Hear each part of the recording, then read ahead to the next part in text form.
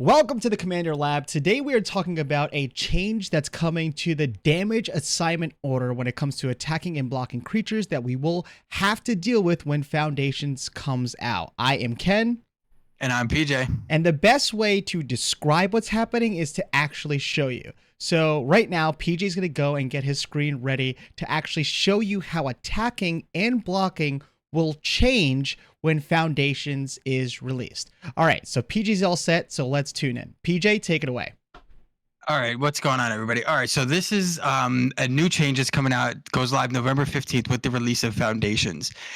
Previously, damage assignment order was a thing where the defender had a little bit more of a advantage, I guess you could say, in this instance, where now they're giving that advantage back to the attacker, which I think is a good change. And I think it's something that Magic really kind of made it a little bit more difficult than it needed to be in the past. So moving this, we'll go through it real quick and explain. So here on the screen, you can see we have one attacking token and two blocking tokens. Previously, the attacker would attack with a 3/3, and then a defender would declare to block with one or multiple creatures if they had. The attacker would then assign damage. So for this example, 3/3 token swinging at a 3/3 token and a 1/1 token being declared as blockers. Me as the attacker, I would then get to choose which one I would want to assign lethal damage or any damage to first. So if I knew that I could kill one but not kill both, I would more than likely choose the one that I could kill first. So previously, I would attack with my 3/3 token. A 3/3 token would be declared as a blocker, and then a 1/1 token would be declared as a blocker. I say, hey, my 3 damage, I know I'm going to kill the bigger creature. I'm going to attack and assign the 3 damage first to the 3/3 token, meaning no damage would be assigned to the 1/1 token. Then the defender would get a momentary instance where then they can respond to that declared damage and then play something like an instant to buff the 3/3 token that they're using as a blocker to give it +1, +2, +3, whatever it was to save or protect that creature, meaning then my attacker would be the first to die. With this change, what they're doing and removing is after I declare my damage to blockers, that defender does not have that instance anymore where they can choose to interact or play a spell or activate any types of abilities, meaning that now I have the advantage. I have the knowledge of declaring where my damage is going and going to land. So now I then have the ability to say, hey, I'm sending this 3/3 at your 3/3.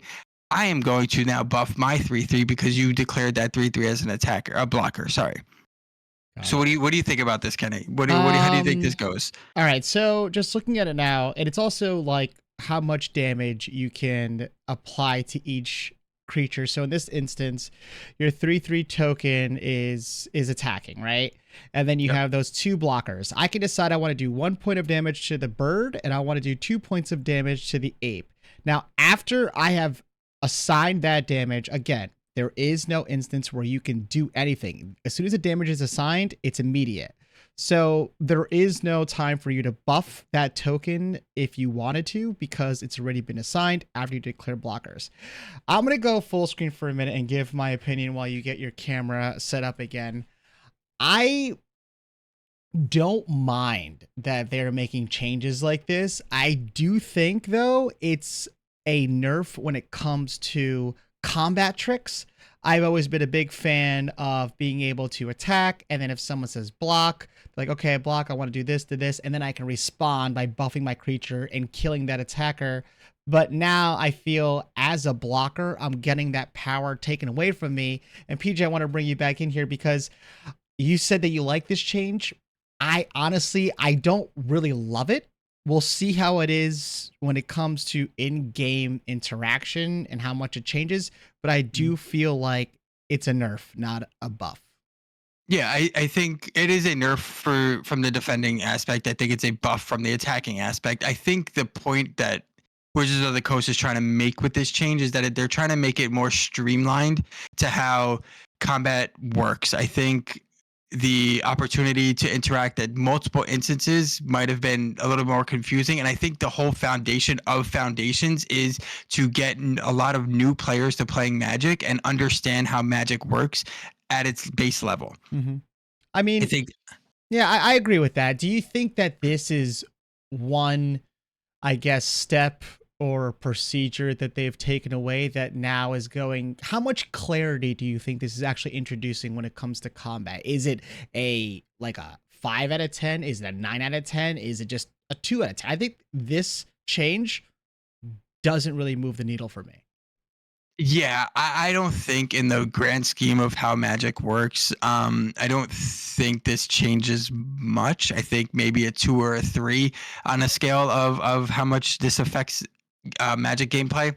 I don't think this is something that we're gonna look back in 6 months and be like, wow, this really changed the whole format and the whole aspect of the way Magic works. Yeah, I think that it's interesting. It's interesting. It's not the end of the world. Again, I'm losing some of my combat trick instance, which I'm a little upset about because I love combat trick instance. I think it's something that's not only, I guess, a fun thing to cast, but it's also a strategic takeaway. Because if I'm attacking you and you're blocking, and I see that you have cards in hand, I see the kind of deck you've built, and I see the kind of playstyle your deck is doing, I would kind of be like worried that he might have a combat trick when it comes to blocking, where now I'm relieved. I don't have that additional strategic level that's being placed in my game. What are your thoughts?